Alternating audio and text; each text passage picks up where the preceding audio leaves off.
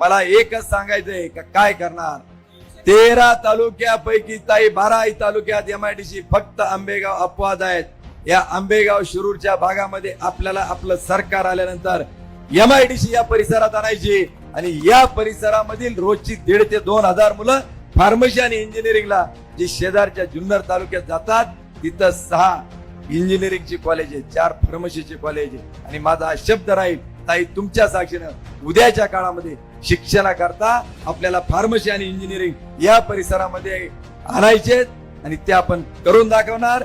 आणि मी एवढंच या निमित्ताने सांगतो की उद्याच्या काळामध्ये तुम्हाला तुमच्या कामासाठी आमदाराच्या दारात त्या ठिकाणी जावं लागणार नाही. आमदार हा जनतेच्या दारात येणारा त्या ठिकाणी असेल. रामकृष्ण हरे, रामकृष्ण हरे.